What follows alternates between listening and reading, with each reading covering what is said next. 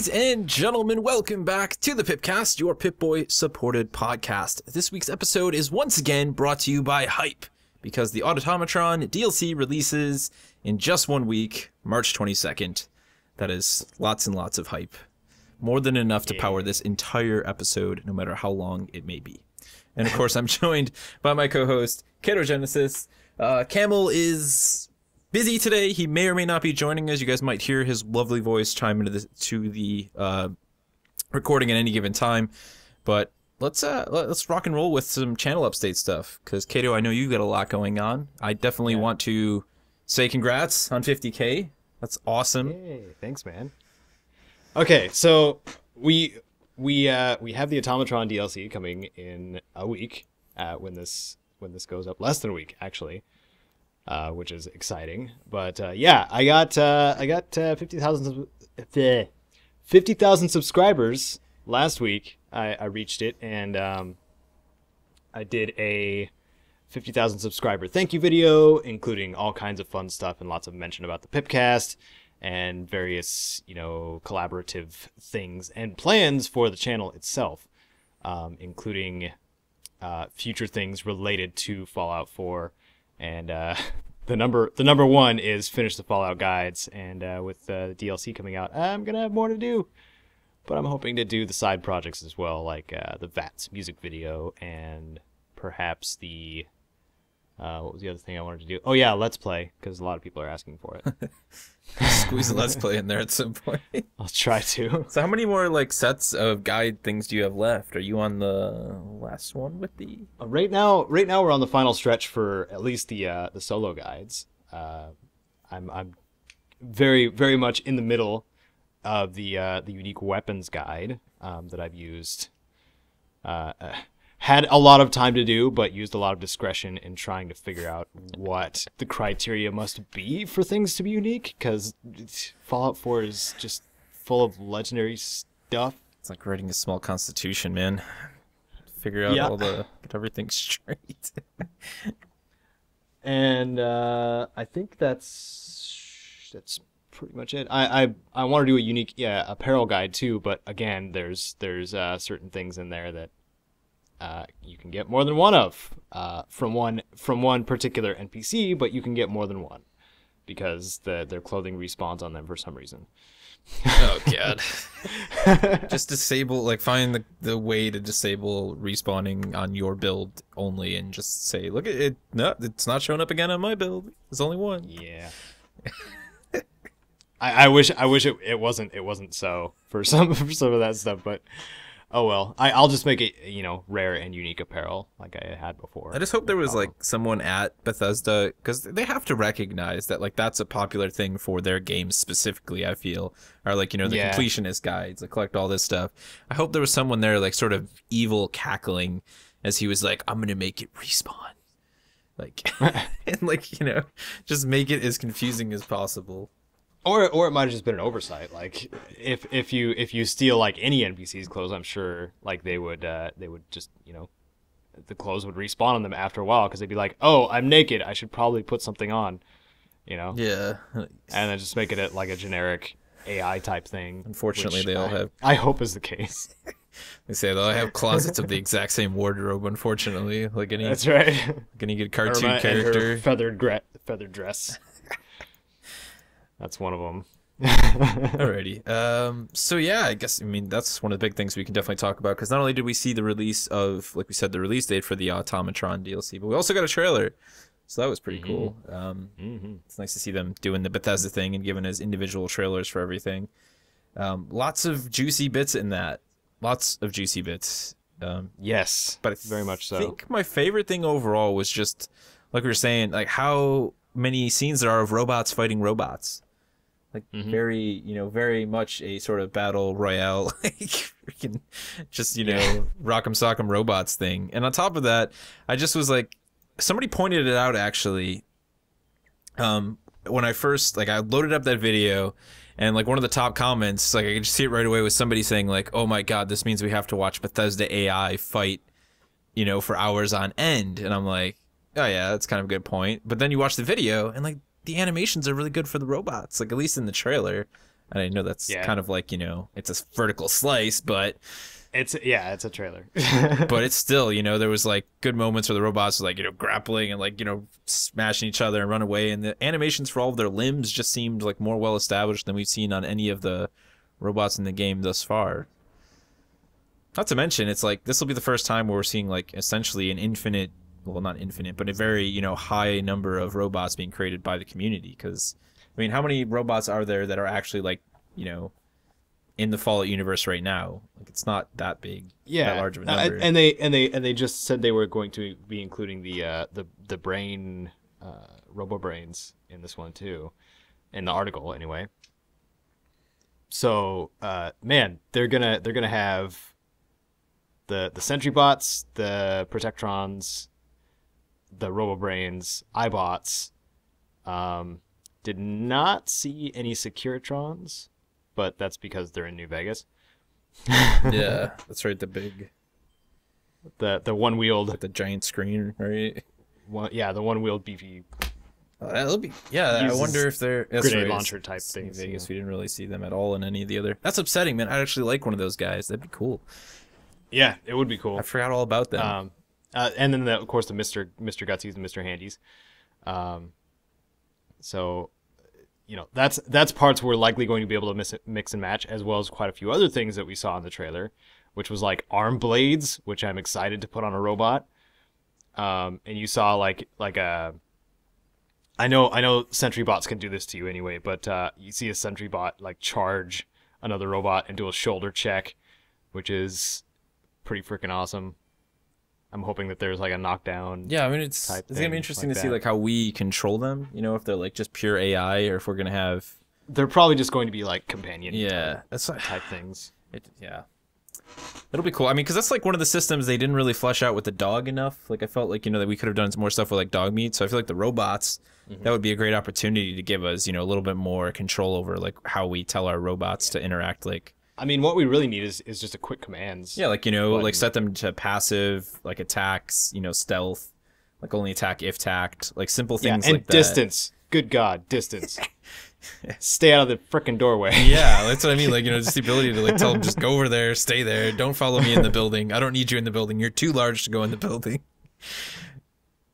It'll be interesting to see how that plays out. But you shouldn't have to look at them and command them. You can just be like, hey, wait here. Like, there should be a button for that. Yeah, like, you know, or at least like just a command wheel. We definitely have buttons and presses, you know, especially if you're on a keyboard, you know, that could easily be mapped to like hold it down and then instantly, you know, you can do what you need to do then, or like toggle it on and off. But I hate that, like having to look at somebody, like press the button, like that was not the best system they've ever implemented, and it wouldn't work on the fly in combat at all.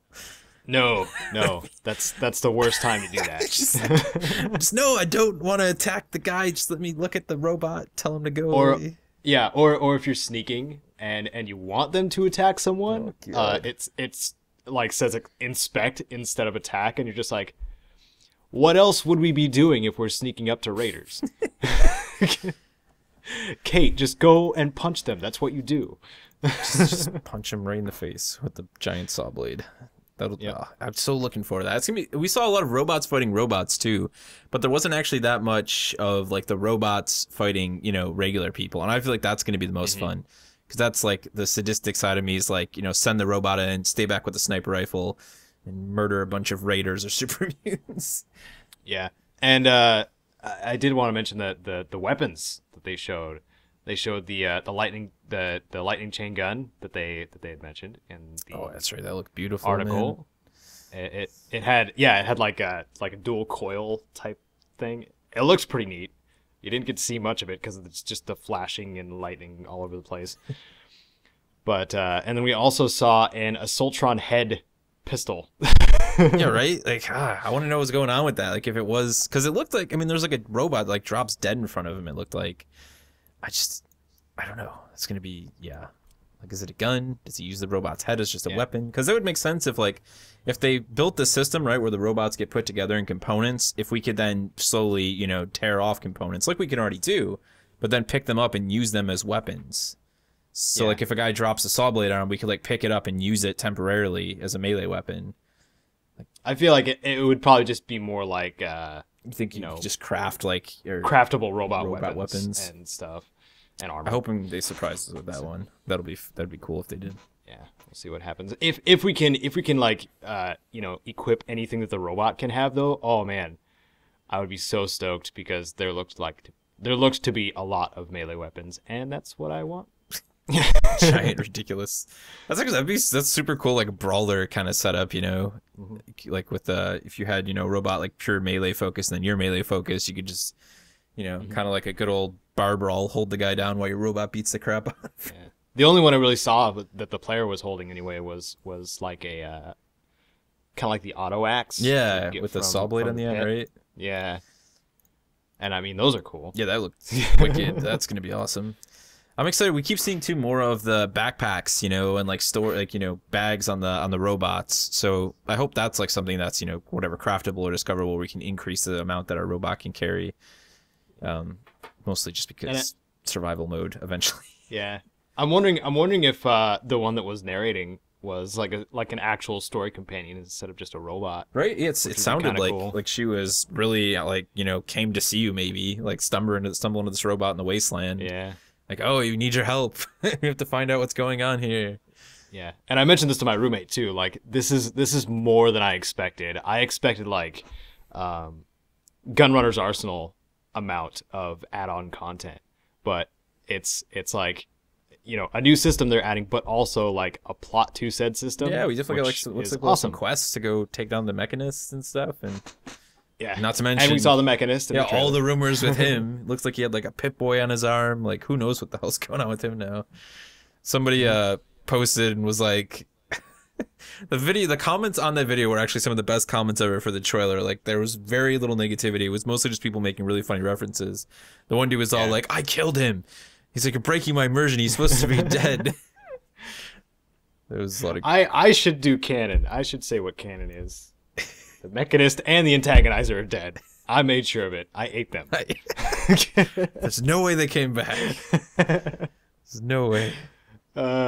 Yeah, but well, you had the option of convincing either one to just stop being a stupid superhero too. So how many? Like, there was a bunch of outcomes. Did we say how many years have gone by? Like, how many was it? Like between Fallout 40. It was 40. I think so. So. I mean, it's either 20 or 40. I don't remember. Could be like his son, I should know better. Or it was that kid that in Canterbury Commons. Oh, that's right. Mentioned this too. Yeah, that's right. We talked about that. That's the fan theory right now. I feel like that would be. Is that it was the kid that was in Canterbury Commons that was really excited to see superheroes and just turn into one himself. Came the Mechanist. Dun, dun, dun. I do want to say too, like the first thing I noticed when I saw the trailer was the outrageous door, the double cog door that was very similar to the one you see in Fallout 3 when you find the Mechanist Slayer. So, I mean, I think that part's really cool. Yeah, I thought that was just a ridiculous amount. The superhero door, the amount of detail that goes into that. It's a nice bit of animation. Yeah. Oh, I had something like right on the tip of my tongue. I totally forgot what I was going to say now. Robots. Yeah, it was something involving the robots, and I can't quite remember exactly what it was now. Anyways, like you said, it's cool that there's that voiced, robot character. I'm just excited. Like I was hoping, but like you said, I didn't expect them to do like an actual, story for this, and it's cool. We're probably gonna have a cool little quest line and maybe some, juicy rewards for said quest line completion and so on and so forth. Yeah, and it makes me wonder too, like what the workshop one's gonna bring, even though it's the least expensive, right? Yeah, it's like $5.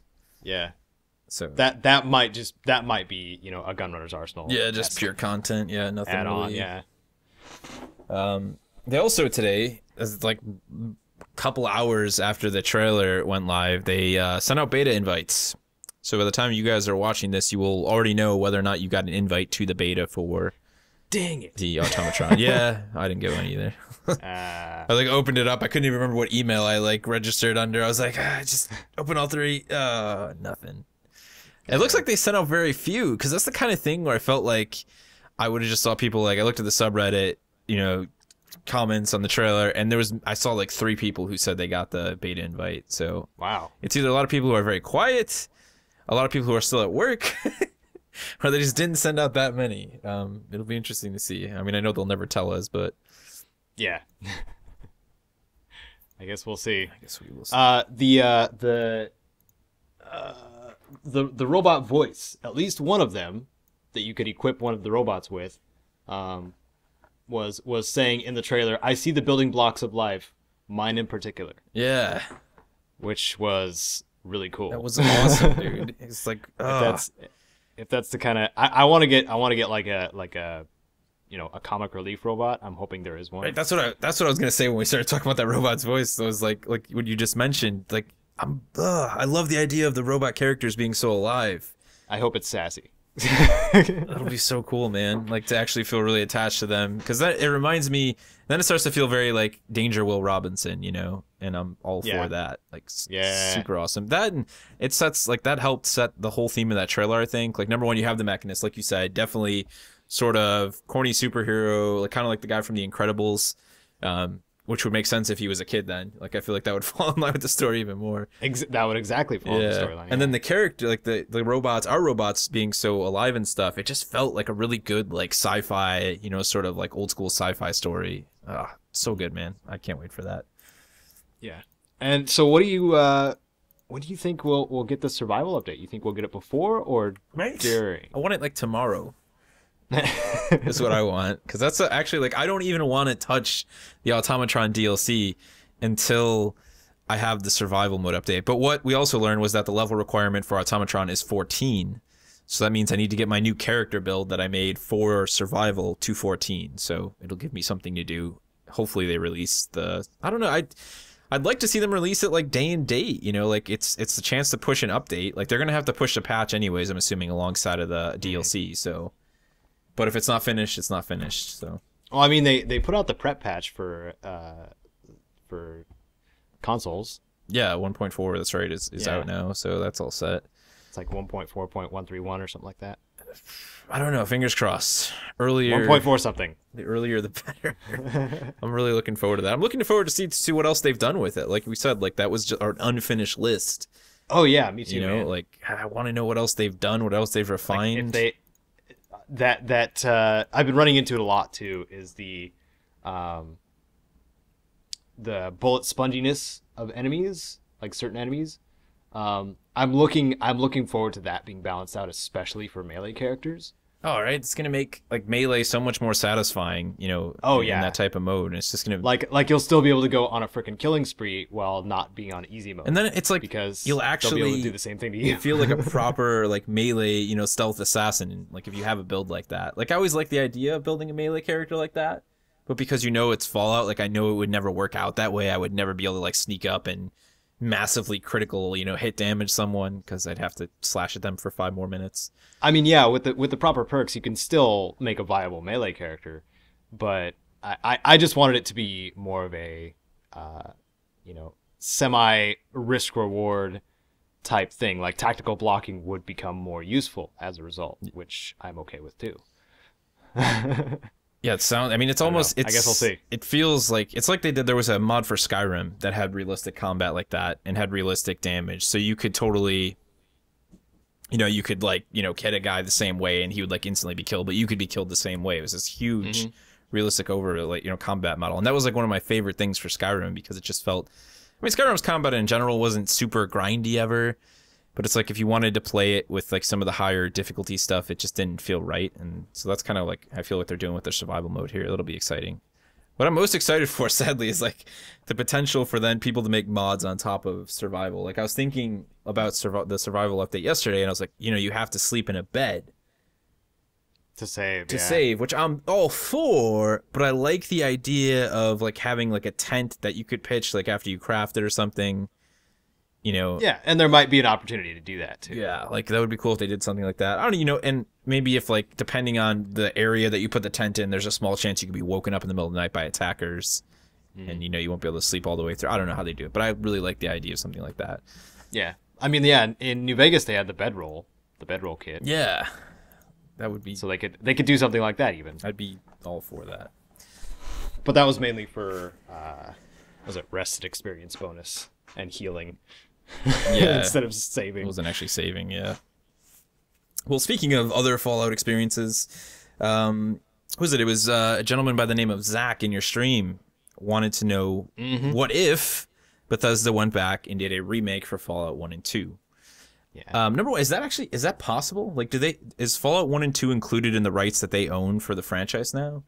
I really don't know, cause like they now own the IP. Like I would assume like they could go back and they could remake it no matter what at that point, I guess, because they're not actually like going to take the old game. They're going to just, probably build a whole new, like we've seen a lot of developers doing recently. In fact, Oddworld just got announced today that they're doing a remake of the original game, but from a different perspective.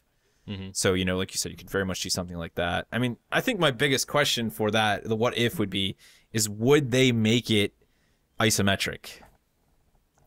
That's my question too, because there's a lot of purists, a lot of them located on No Mutants Allowed, that would totally just like start a riot if that happened. I would love to see them do, like, there's very few games that have done a system like this, but Brothers in Arms is an example, and it just falls in line perfect with the discussion because it was a first-person shooter, but they made sure that, like, as an individual, you could never just go wipe out the enemy altogether, and you could you could control your group on the fly.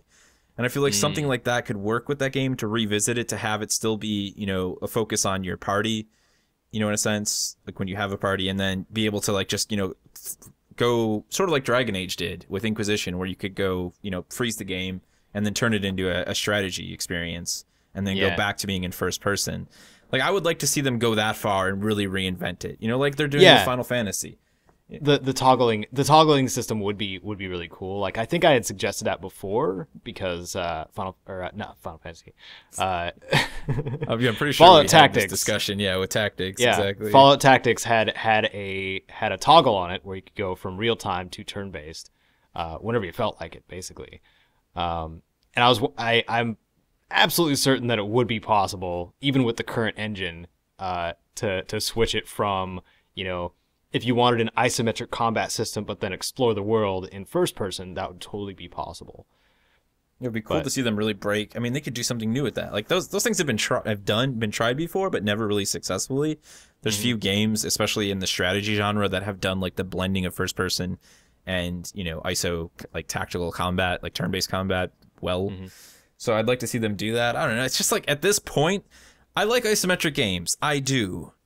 And if they really went crazy and like fleshed out the environment, it's like it might, but it's just they don't, like, they have to look at what sells, I think, as well. And like, I don't think anyone in the production or the marketing team is going to be like, yeah, isometric will sell better than, if we do this. I just don't think they would have to consider a lot of things too for the remake, though, like map size, for example. Yeah, I mean, it's like, I'm pretty sure that would be a massive map to travel. Unless they set it up with a quick travel system like the Highwaymen in the second game. Yeah, or they just completely reimagined it, like redesigned how they think about it. Like, I don't know. There's definitely a lot of what ifs to this one. That's for sure. I would definitely like to see it happen, but at the same time, then I start to ask myself, I'd rather just like to see them, maybe do something different with Fallout. Like, they, make a new game and maybe revisit those older mechanics in a different way. I worry about how much of the story would be sacrificed also because of the ludicrous amount of dialogue in Fallout 1 and 2 that is not voiced, but for current gen standards it would have to be. Yeah, so I'd like to just I think I'd just like to see them go in a new direction for the sake of just like, let's just preserve those two. I mean, if we're talking like a bare bones, like, let's just do an HD graphical update, throw it in a new engine, maybe slightly rework, the controls.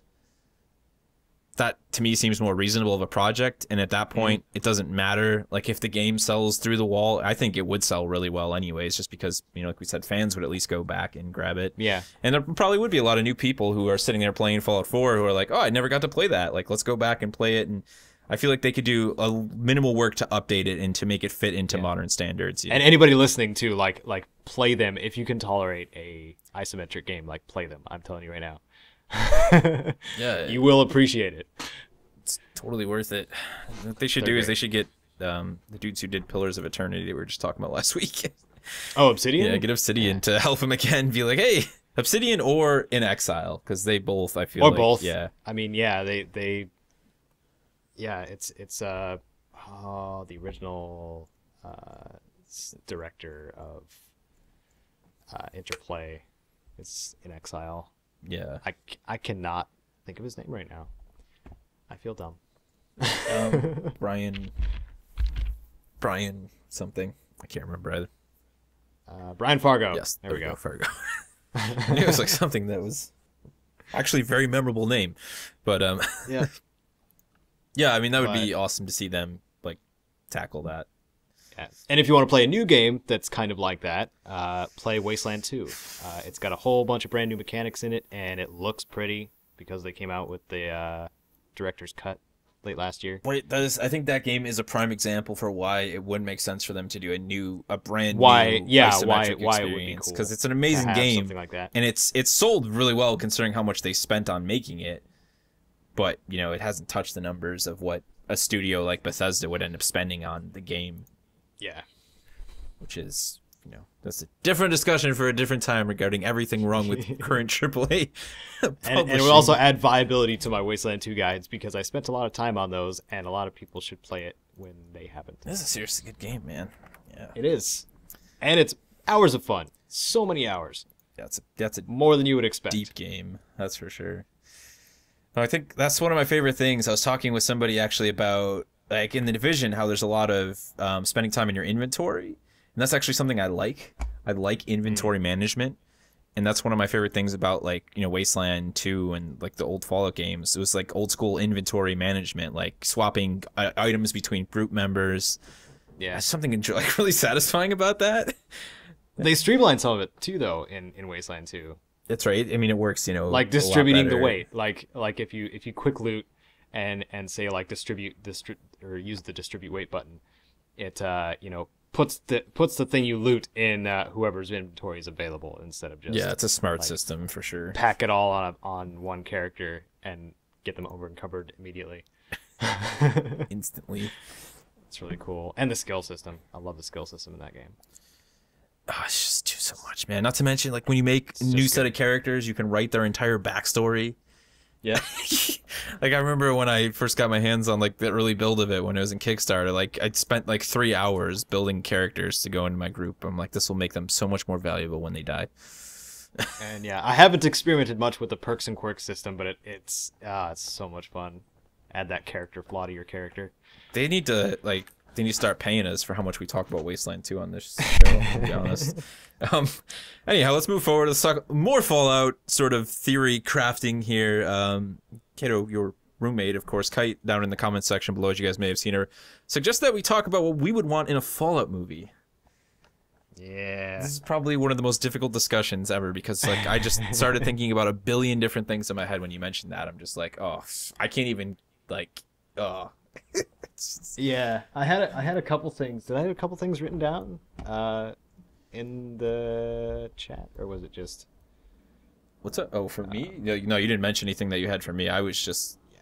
Also, thanks to Zach. Speaking of chat, thanks to Zach for offering up that topic when I asked about it when I was streaming. Yes, I did. XCOM 2. Yeah. Okay, so good stuff. I guess the big thing I want to get out of the way is because people always worry about, like, what actors would you have play. Like, I can't even imagine what characters would be in this, let alone what actors I would want. And I'm also not somebody who's ever particularly picky about, like, this actor should do this. Even when it comes to video games, like, I don't care who voice acts who, really. It's as like, long as they're good. As long as they're good at it, and I like when they give new blood the potential, like, the opportunity to grow themselves. Like, I never liked that, you know, Nolan and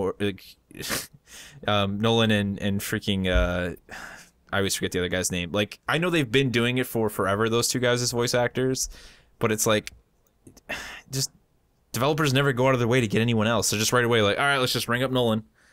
Yeah. Let's just... Well, they gave Brian T. Delaney a chance. It's just ringing up this guy and that guy. Yeah. So it's like, yeah, I guess they're two relatively fresh voice actors, at least. Well, not Courtney Taylor. I was gonna say they've been around for a while. I was gonna say they've done other stuff. Even Brian T. Delaney's though. He's done other stuff outside of that. So I mean, he hasn't done any voice work for video games. For video games, though. I think that's what he said. Like he's just a straight up actor, whereas Courtney Taylor has been doing the video game voice acting for quite a while. So yeah, I don't care. I won't even talk about like who's in it or like what characters. That's a different thing. My bigger concern is just like overall, like how would you set the premise and the setting, and what type of story would you tell? I mean, obviously Fallout has had a different story in every single game, so they could very much. I think the most important thing would be to keep, obviously the setting, familiar things, but to just tell a story that is as interesting as it possibly can be. Which I feel like, though, if they made a movie, it would almost be guaranteed to end up being a sort of missing person story. Like, I have to find this person. It would probably be along those lines, or a Spirit Quest type scenario like the first. Which is why New Vegas has the singular best story out of all the Fallout games. Yeah, I got shot in the head by someone. Where the hell did he go? I need to find him. Yeah, revenge story. Like, and it's so good too because it's not. Story. Yeah, it's not like ridiculous. Like, and it's not black and white either. Yeah, you just don't. And along the way, it gets even more ridiculous. Not to mention the like billion different endings that game had. But I feel like there should have been like, or if there were to be like a Fallout movie, like it should be a lot of the staple lore stuff that made us fall in love with Fallout in the first place. So, obviously, post-war area somewhere heavily irradiated, standard enemy fare like Raiders and Enclave and who else? Probably some other faction, the Khans maybe, I don't know, and big beasties like the Deathclaws. Deathclaw has to make an appearance. And then, of course, one of the factions that are memorable, like the Brotherhood of Steel, or something to that effect, and then somehow tie all of those together with the main character, or even have the main character be in one of those factions. I was just gonna say, yeah, I would love a movie based purely on the Brotherhood. Like, I feel like that would, number one, it's like when they look at films, they start looking at like what sells to the widest audience. And, if the first trailer for Fallout is dude, strapping into a set of power armor, who's not going to want to go see that? Especially if he jumps out of the top of one of their, crazy aircrafts and just like corny land on the ground Superman scene. Yeah. I would like to see that. But they've done stuff like that too, like Nuka Break. I highly recommend seeing it if anybody has not yet. Yeah, like the Nuka Break series, the fan-made series is very, very well done. Yeah, it is. And well presented as almost as a movie, basically.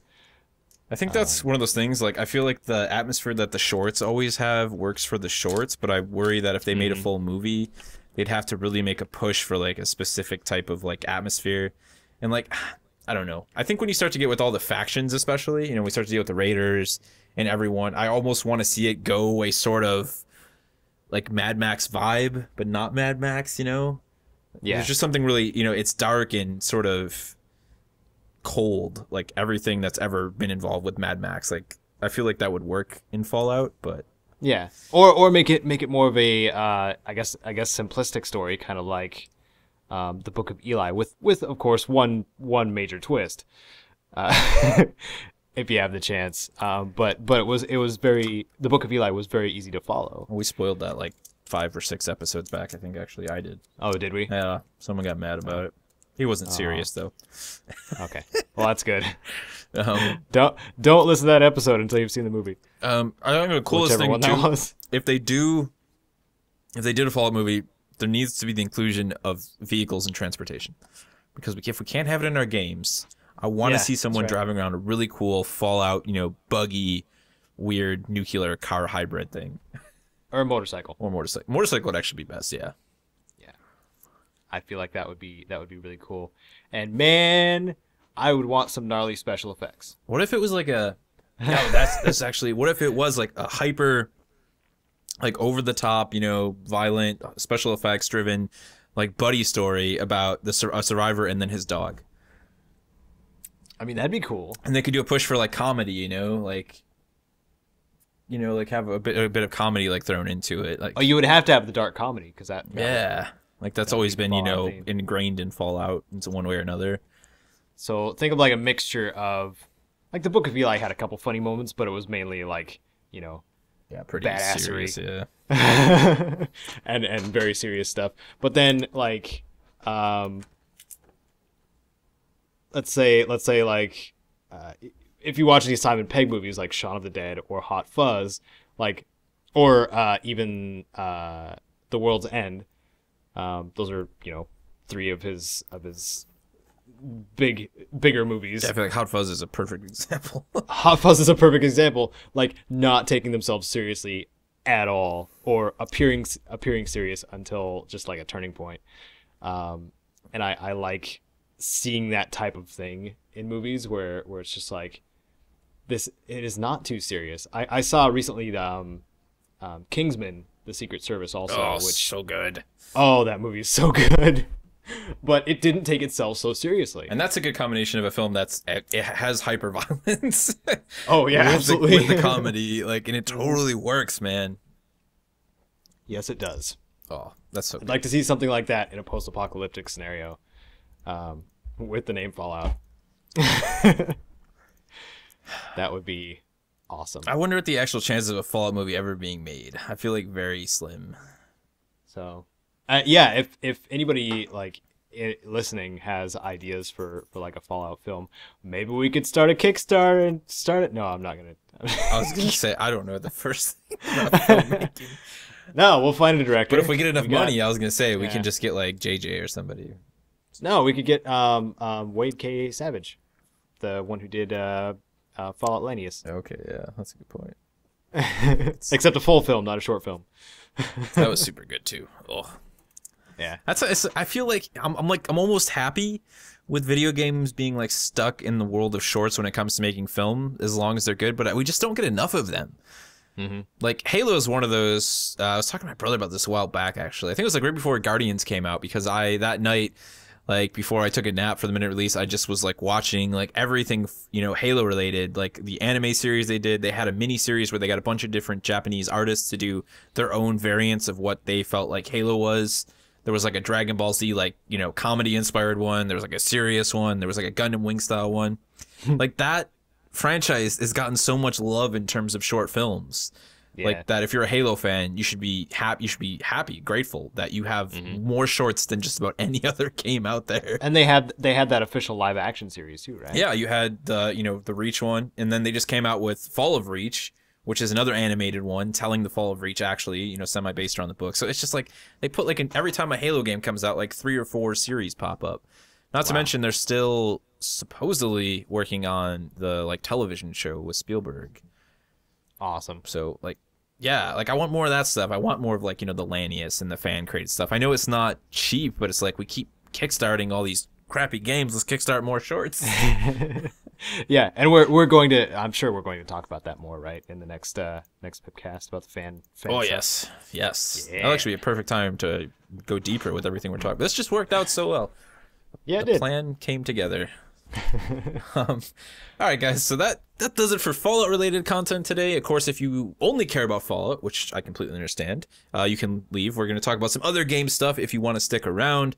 And of course, as it is also Bethesda related, we're going to talk a little bit more about Doom, because we have official release date and times for the Wolfenstein beta. So there was a closed alpha they ran, which was kind of just like Wolfenstein beta? You got invited. Yeah, the wait is if you bought Wolfenstein, the New Order, when it came out, you were able to get your hands on a key that you could then recently use to get access to the Doom beta, which is going to be going live at the end of this month. It's going to run from March 31st to April 3rd. And it's going to be multiplayer focused only. We actually have like a whole list. I will have the link down in the description for you guys as always, as to all the features. So we've got Heatwave and Internal for the maps. There's going to be Warpath, which we talked about last week, is this sort of crazy on-the-fly King of the Hill. It has 6v6 team deathmatch is the other mode. They've actually announced that there's multiple demons that you're going to be able to possess in the different modes. But there's only... I was seeing that in the trailer. Yeah, only the Revenant is going to be available in this one. Weapons include the rocket launcher, plasma rifle, super shotgun, vortex rifle, static rifle, heavy assault rifle, and lightning gun. Power weapons, no BFG sadly, only the gauze cannon. And then we'll see frag grenades, personal teleporters, and siphon grenades. Yeah, super stoked because the beta isn't under NDA. I'm really excited to be in the closed beta. I'm really looking forward to giving this thing a go. It just looks incredible. Fun with that. So that means you'd if you really wanted to, you'd be able to stream it too, huh? Yeah, I think I will cover it, and depending on what day of the week that is, I probably should try that. It's Thursday, actually. Just a suggestion. Thursday through Sunday. It's gonna be awesome. Yeah. Yeah, I'm curious as to how many people are gonna be in the beta. Like, a lot of people bought New Order, but I wonder if like 50% of them lost their codes because you literally could not put the code in until like just last week. You just hang on to this code for like 7 months. Well, does it stay in like your Steam library? Yeah, I was gonna say if you're on PC, you're fine. If you bought it digitally, you know, you probably still have the case. I'm sure you're all right. One of the other interesting things though is usually when a game goes from alpha to beta, the graphic like requirements become lower for PC because of optimization. But in the case of Doom, the game has actually gotten substantially more pretty. So it's actually increased. So the minimum specs, and this is at 720p. Let me put that out. This is at 720p for the minimum specs. 8 gigabytes of RAM. i5 2400 or better. AMD FX 8320 or better. GPU GTX 670 2GB or better. AMD 7870 2GB or better. Up to 22 gigabytes of hard space. And that's at 720p. So they actually lowered their minimum specs to 720p, which is not something people commonly do. The recommended specs, however, are at 1080p. 8 gigabytes an i7 3770 or an FX 8350. 8 gigabytes of RAM once again. A GeForce GTX 974 gig or AMD R9 294 gig. So this is definitely a 4 gigabyte GPU game. Wow. It looks like all the builds. Well, like I have one. Like I've seen, everything I've seen was like on the Xbox, and it looked insane. So I can't imagine what it's going to look like on people like really pushing their rigs on the PC. It's going to be an insane looking game. Yeah, I do have something like Games Plus news wise also, but we can keep going. I'll remember. You sure you remember? I was going to say we can throw it in right now. That's fine. Okay, XCOM 2 got its one of its first support patch fix updates, fixing a lot of the performance issues many of us have been having. Not to the full extent that we would hope, but when I was streaming over the weekend, it was doing much better, except that it crashed like 3 times before I could actually start a mission. Oh, really? That sucks. And it had never happened to me before that point. So it was one of the settings I had turned on, or it was because I still had a preset in my NVIDIA settings for XCOM 2 after the update, which might have screwed it up too. So, because after I took that preset off and also reduced the settings, it worked fine. So that's good to hear. Like you said, you know, they were pretty adamant about getting a patch out as soon as possible, so that is fantastic. That's good. Yes. So all right, if you haven't played XCOM 2 yet, it's a good time. It's a good time. Try it. Masochism at its best. Yep, for sure. Go get your squad killed today. Moving forward, The Division came out. You guys know I've been super stoked about that, especially if you are here from my channel. You see I've been covering it a bunch. It's actually done really well for Ubisoft, though. I think this is like, it's cool to see them. I mean, they're still Ubisoft. I still don't like their CEO and the way he talks about things. He was like super cocky, right? Because the game sold more in the first 24 hours than any game in Ubisoft history. So since Ubisoft was created, like since they became their own entity, this game has beaten all those records. On top of that, it broke a record that was held by Gran Turismo 4 since 2005. So the game sold wicked well for them. And then right away, their CEO was like, this just proves that we are perfectly capable of creating brand new brands that sell like hotcakes on the first day. That's essentially what he said. And I was like, could you be any more cocky? Like, you just came away from essentially murdering an entire franchise with Assassin's Creed. You're still recovering from the lies that you did with Watch Dogs. It's not really the time to come across like that to the public. But he did that anyways. Which is unfortunate because it's like, you know, he is just one man at the top of a studio which owns so many other studios.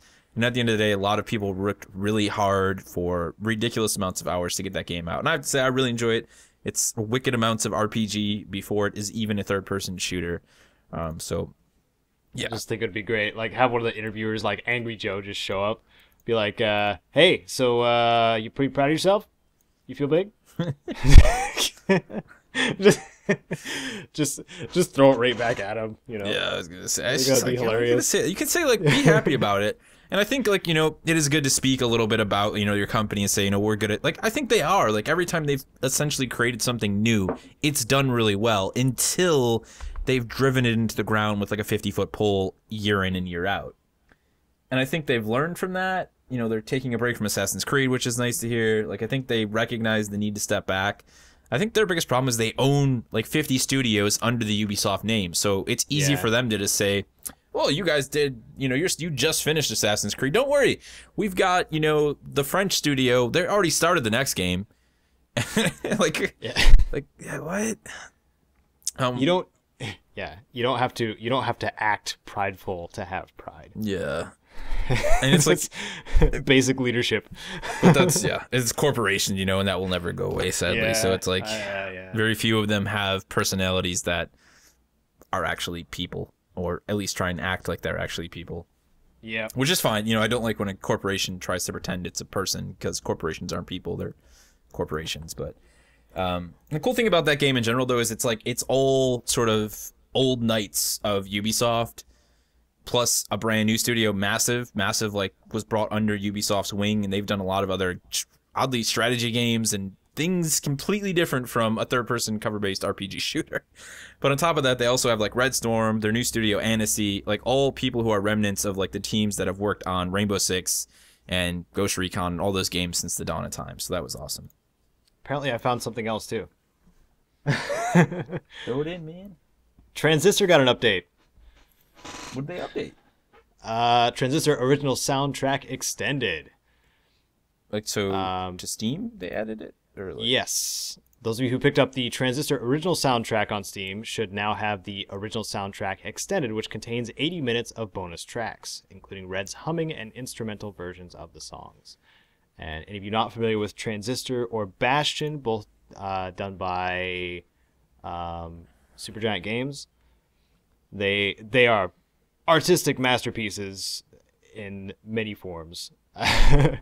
And the music is very much part of the gameplay. I was gonna say, right? There's very few games where it's actually a big deal when they like release an extended version of their soundtrack. Yeah. That's definitely one like of those. A portion of the narrative for Transistor, especially because the main character Red, at the very beginning of the game, doesn't have a voice, but she can hum, and she used to be a singer. So like, and you hear her voice in the music.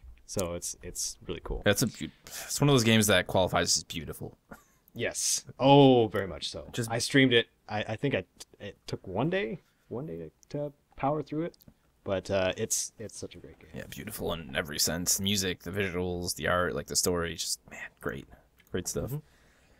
All right, the last thing to close out with, and this is very fitting, I think, because essentially Hello Games is trying to create an infinite universe with No Man's Sky. But we did have an official release date announced for No Man's Sky a couple weeks ago of June 21st. And since then, if you've taken the time to really scour the internet, there's a lot of outlets that had a chance to play it. Some of them, though, had the ability to talk about it more than others. A lot of them were just like 6-minute cut and dry. Oh, I went here and I went there and did that, which is great. But what we all really wanted to know was, like, how deep does No Man's Sky go? And to give you guys a small example, I linked a video that the PlayStation